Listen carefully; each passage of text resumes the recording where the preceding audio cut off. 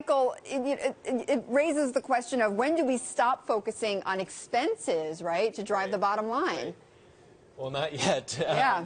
As Sally was saying, they're still waiting on the rates, and in the meantime, the question has been for banks, can you attract new customers and get their deposits in the door for when rates rise? And in the meantime, can you cut costs? And we've seen those who have been able to cut costs this quarter have been rewarded by the market. Do a little detail for us. Let's start with Goldman Sachs. Down 49%, but Lloyd Blankfein says don't worry about it. Yeah, some analysts are kind of looking through the legal charge because they knew it was going to come one of these quarters. It's a one-time issue, right? But the question is how much will be continuing on legal costs. They were a little vague on that on the call, but roughly it's been much less than this quarter to quarter.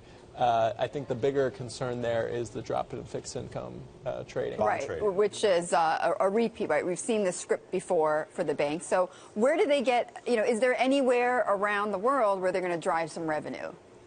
Well, you saw some pockets. You saw equity trading in Asia did pretty well in the second quarter. We'll see if that continues. In July here, we've had a lot of turbulence in China. So we'll see how that translates. But on the consumer side, there seemed to be a little bit of promise.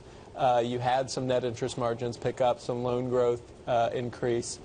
So that side was a little more optimistic than the investment banking side.